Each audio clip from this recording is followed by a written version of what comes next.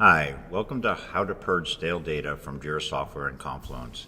I'm Andrew Morin from Charter Communications with Joe Jadamec, my lead system engineer.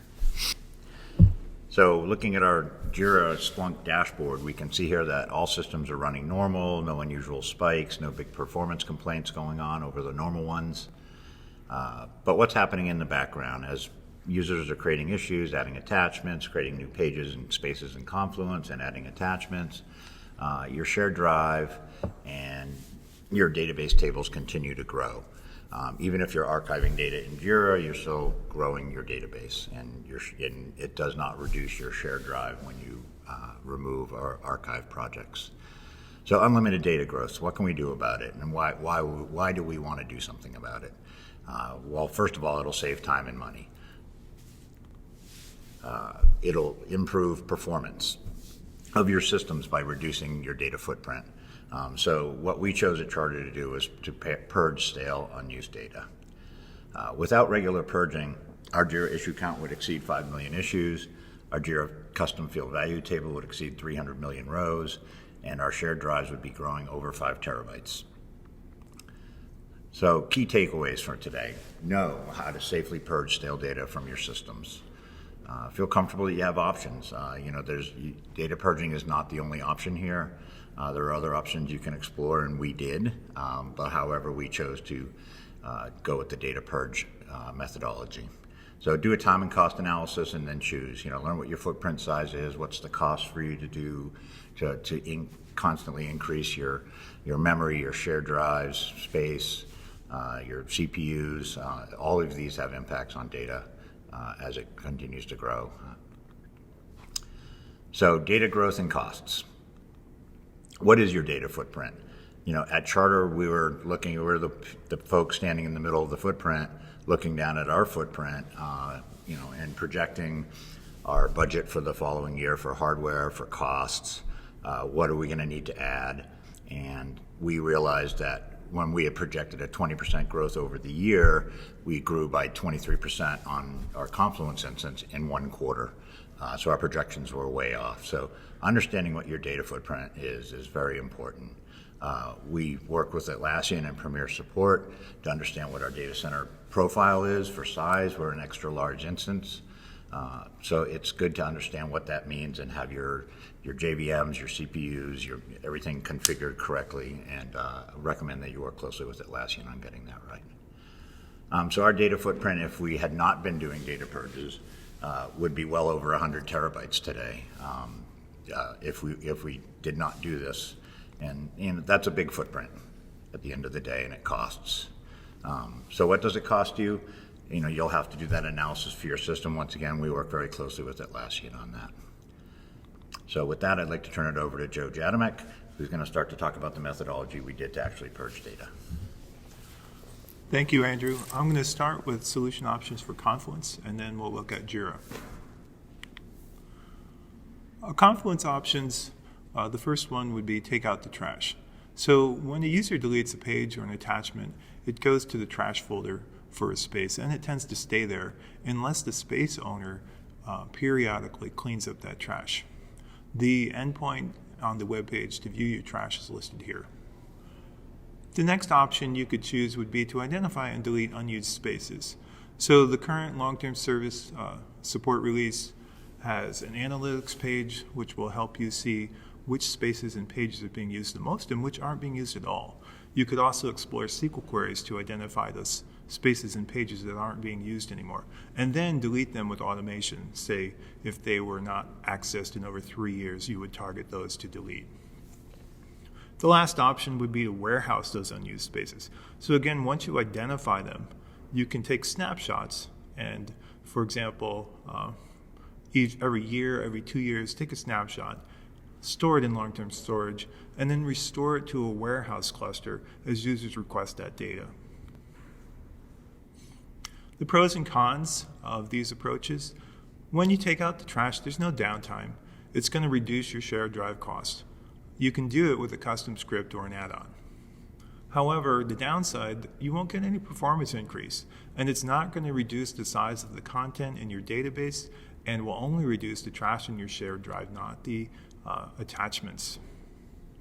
If you choose to delete spaces and pages that are no longer used, you can do it with no downtime if you're careful about putting load on the server. It's going to reduce your shared drive cost. It's going to reduce your database size, and overall it'll improve the performance of your Confluence instance. However, when you delete data, it's lost. It's gone for good. So the last option would be to warehouse that data. If you do it correctly, there'll be no data loss, but it's going to come with costs, like maintaining that cluster, storing those snapshots long term, and then restoring those snapshots as users request the data. It's going to take time.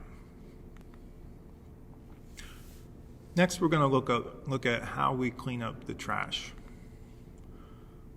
First thing I do is I notify users at least 2 weeks in advance. I explain only the trash items will be deleted and that no content will be removed. Next, I refresh my test environment. In case any users are using that trash bin as temporary storage, I want to keep a copy of it. When I run my script, I assign the space keys uniquely to each of the scripts. My scripts run in parallel. I do 2 scripts per node. Again, each script is working on a unique set of spaces. After the trash is deleted in a space, my script waits 1 minute before it moves on to the next space. These are the endpoints that I use for some of these activities. The first one is how to manually run an ancestor rebuild in Confluence. And that's important if you're going to do the next step, which is identify trash items and then remove them one at a time. This article from Atlassian explains how you can do that. That's the initial method that I tried, but I found it had a few problems. One, it wouldn't give me all the trash items in a space, and two, when I tried to delete them one at a time, some of them would fail to delete. So I opened a support ticket with Atlassian. They recommended I try this endpoint, the one in the bigger text, and that shows you how to empty the trash for an entire space at once. Lastly, if you're able to identify unused spaces and pages, say something that hasn't been accessed in over 3 years, you can use this endpoint to delete the space entirely. Do's and don'ts for taking out the trash. Don't run these scripts over 24 hours in a row. Don't run more than 2 scripts per node. You want to avoid putting too much load on your system. Again, rebuild that ancestor table manually before you start this process. Notify your users at least 2 weeks in advance. Run it on a test server to make sure it's only doing what you expect. Restore the attachments and shared drive to a test server so the data's there in case people come looking for it. And then before you run in production, always run in debug mode, review your logs, make sure you see exactly what it's going to delete before you actually give it the permission to delete. The solution options for Jira are a lot more complicated. Your options for reducing your footprint for Jira, you could look at archiving projects or issues. That's going to help reduce the index, but it won't reduce your overall footprint. You could warehouse your data, take a snapshot every year or two, and then maintain a warehouse cluster, restore the data as users request it. For the cloud, you could look into one, migrating to the Atlassian cloud, or maintaining your own warehouse cluster locally and storing those snapshots in lower cost cloud storage. The last option is the one that Charter chose to use, and that is the purge option, where we delete the issue through the REST endpoint, and that once we hand it off to the Atlassian REST endpoint, it takes care of removing the attachments, cleaning up the database history and relationships, all the subtasks for the issue. You can do this with either a custom script or the bulk change feature in Jira. Pros and cons of the first 3 options. When you archive, there's no downtime. It will improve your performance and reduce your index size. The downside is it's not going to reduce your shared drive size. It's not going to reduce your database size. It's only going to improve the performance of your index. If you choose the warehouse option, no data will be lost, and it will improve performance as long as you purge the data that you warehoused from production. So the downside, you'll have to maintain a warehouse cluster. You'll have to take time to restore that data as users request. You will have to come up with a plan to remove that data from production somehow. And lastly, as the data becomes many years old, the current version of Jira may not support viewing that data, so you may have to maintain multiple versions of Jira in your warehouse. The last approach the cloud option, you could get lower cost for long-term storage, and you can see the advantages of migrating to the Atlassian cloud products at many of the conference center tables here. The downside for cloud, your company might have security concerns. You may find less customizations available. Again, see details at the Atlassian tables. For the purging approach, here's the pros and cons. We run our script after hours, so there's no downtime. We run it over the weekend. And it's going to reduce our shared drive size and our database size. It'll lower the row counts in that relational database. Those extra large tables that become exponentially slower, those are the ones we are concerned about the most, especially if you have an extra large footprint and over 2,000 custom fields. If you have over 3 terabytes of attachments, over 2,000 custom fields, this approach is probably going to work best for you. Smaller instances, it may not be worth the effort. So this approach can be used in combination with warehousing your data. Again, if you're going to try to keep your production footprint small, you have to come up with a way to purge data from production. So the downsides, this process can and does for us take over 2 days. We run it over the weekend. If you take the bulk change approach and you have an extra large footprint or a large footprint, you may find that the load will lock up one of your nodes. The other downside, issues and attachments get deleted permanently unless you warehouse them. You may find for larger corporations that there's going to be legal holds that exclude what you can delete. There will be corporate exclusions for data retention policies that control who can hold data permanently and who has to delete their data. And there'll be conversations with your project owners about what can be kept and what has to be deleted according to corporate policies. Again, even with all the safeguards we put in place, this still can delete issues that are being used by our users. We try to communicate to them, but they don't always get the emails and notice the banner. So how we purge issues from Jira is pretty involved. Let's take a look at the process that I start with. That communication to the project owners, to the legal department, to your corporate policy departments, that's the one that takes the most amount of time. That's the one I start with first.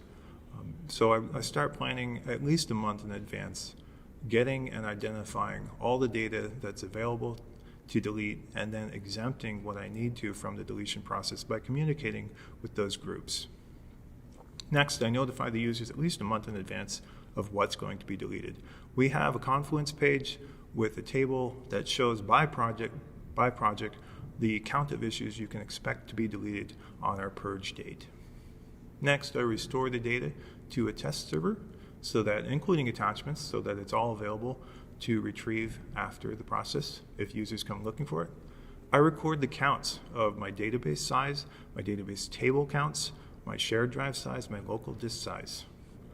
You're gonna need, for your service account that's doing these deletes, to disable rate limiting for that service account. Also, you'll need to give it permission to delete issues, and that may include modifying permission schemes for individual projects. Disable email unless you want thousands or tens of thousands of emails sent out while these issues are being deleted. Disable any jobs that put load on your Jira instance. Again, this is a high load operation. You need to be careful to make sure you're running it after hours when the load is low, and disabling any of those scheduled jobs that will put load on your system. Of course, back up the database before you start deleting anything. And then I always run my script in debug mode in production, so it shows me what it's going to delete without actually deleting anything. Then I verify in the logs it's doing what I expect, and I give it permission to delete and run it again. This is the exemption process example I mentioned earlier. This again requires a lot of communication between us and our project owners.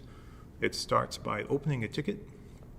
They select the corporate data retention policy schedule for their project. We explain exactly what's going to be deleted according to that schedule, and we require them to confirm they understand that issues in their projects will still be deleted. Many of the people who have been going through this process think all I have to do is open this ticket and nothing will be deleted in my project ever. It's not the way it works. We have to explain to them According to our corporate policies, you can't keep data forever. It's very rare. We have very few projects that get that permission to permanently store data. So we have to verify those project owners understand what will be deleted. Once they do, we approve their ticket, I add it to the code, and then close the ticket. How we delete issues? I have Python scripts running in parallel, typically 10 at a time. My first script starts off and requires all the other scripts to wait until it completes this initial step of running the SQL queries to identify what can be deleted, reading all the information about what needs to be excluded. It assigns projects to each of these scripts uniquely, and then it writes all this data to common files, which the other scripts wait for those files to be updated, and then they start the process. So they all use the same set of data about what can be deleted and what needs to be excluded. There's a unique set of projects per script, and that really helps with unarchiving and re-archiving the projects. It helps with weighting the delete counts across each script. So you don't want 90% of your issues deleted by one script and all other 9 scripts finishing after 2 hours, and the entire weekend just one script is trying to delete everything.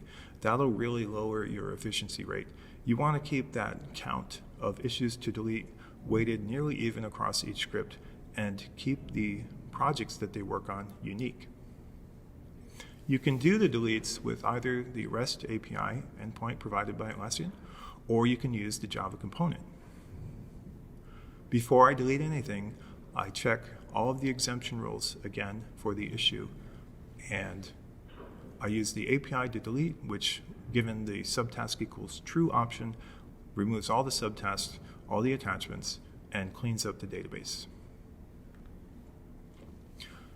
The Java component example I mentioned, Script Runner has this helpful page that shows you how you can use the issue manager to delete issues one at a time through the Java components. This method will send no event. They have the no event option chosen.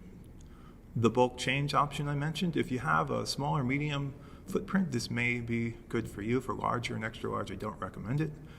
However, if you do choose to use it, please read this article and see the property changes for issue count and Jira properties, and also server XML and Tomcat, you have to update the max parameter count. However, the endpoint that I use is the REST endpoint here at the top. This is how I delete an issue. I give it the subtask equals true option.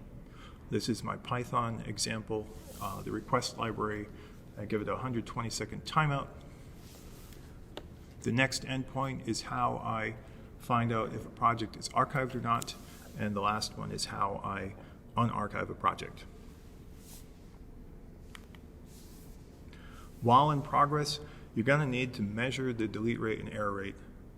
The delete rate should be about 1 issue a second for large instances. The error rate should be less than 2%. So I typically delete issues on the order of hundreds of thousands.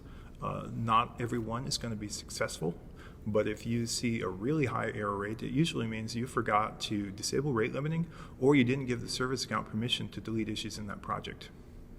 While it's running, because of the high load it places on Jira, I am checking the instance health page, I'm checking the node status, and I am looking for the automated alerts that we have to monitor the status of each node to make sure none of the nodes go unresponsive. Because we can delete over 500,000 issues in a weekend, our management requires that we send updates throughout the process. So I let them know when it starts on Friday night. After 12 hours, which is the amount of time we give the first run, I review the logs, make sure everything is working as expected, send an update, and then I kick off the next run, which is typically 18 hours. And then if any issues need to be deleted on Sunday, I'll schedule one more run. Throughout this process, I'm keeping management informed of any problems and the progress we're making. The steps you do after deleting issues in Jira. One of my scripts gets designated to automatically do a reindex when it finishes, so it waits for all the other scripts to finish. Then it kicks off a reindex. That's very important when you're making this many changes to your Jira instance. You have to re-enable rate limiting on that service account, update any permission schemes that you modified. If you gave the service account permission to delete, you need to go remove that. Record the changes on your shared drive, your local drive, your database size, your database table row counts. Re-enable email. Enable any of those scheduled jobs that were putting load on your system that you had to pause temporarily while this runs. Then be prepared to respond to the users who didn't see the banner or respond to your email that was posted for over a month. They'll come to you and they'll say, what happened to my issues? And you'll point them to the test server where you've restored their issues previously with attachments. And if it's only a few issues, they will restore the issue in production themselves. If it's over 100, we will help import them from the test server back to production. Do's and don'ts for deleting Jira issues with this purge process. Because it puts so much load on the system and the index starts to get out of date by deleting this many issues, you do not want to run over 24 hours. When I do, I see that my delete rate starts to drop to much less than 1 a second, and my error rate starts to go up. Don't run more than 2 scripts per node in an extra large footprint. Don't use the bulk changes on an extra large footprint. Things you need to do: notify your users at least 30 days in advance, run it on the test server 1 or more times, verify it's deleting only what you expect. Restore the data to a test server before you delete anything in production, including attachments. On production, I always run in debug mode to make sure that the logs confirm what will be deleted is what I expect to be deleted. And then lastly, you have to re-index after each run. I'm going to finish with some examples and results that we got at Charter. We've been doing this process for the past 2 years. For Jira, our shared drive and database, we have reduced 1.5 million issues, which is a 50% reduction over 2 years. For the biggest table we have in our relational database, custom field value, we've reduced that row count by 80 million rows, which is a 58% reduction. For the shared drive, we've reduced it by 20%, 600 gigabytes, and we incur a significant cost on the shared drive because we have to maintain a disaster recovery site, we have to maintain backups, we have to, if we want to do accurate testing, we also have to upgrade our test environments whenever we increase the shared drive. So that one there saves us a lot of time and money. The others improve your performance significantly.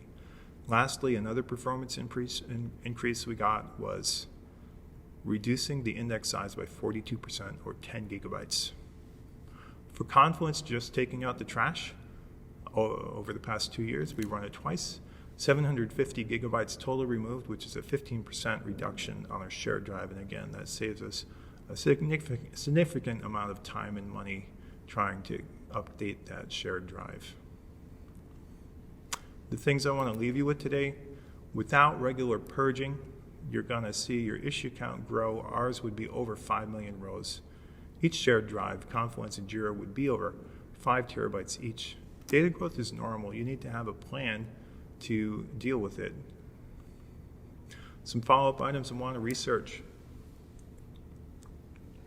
For Jira, the largest shared drive folder and the one that takes the longest to back up and restore is the avatars folder. I'd like to identify a way to find the avatars that are no longer used and remove them. For Confluence, something I'd like to follow up on, how to accurately identify spaces and pages not being used. Again, we're looking at a 2 to 3 year time frame of a space or page not being accessed before we would delete it. Either use the analytics page in Confluence or SQL queries to identify those spaces and pages.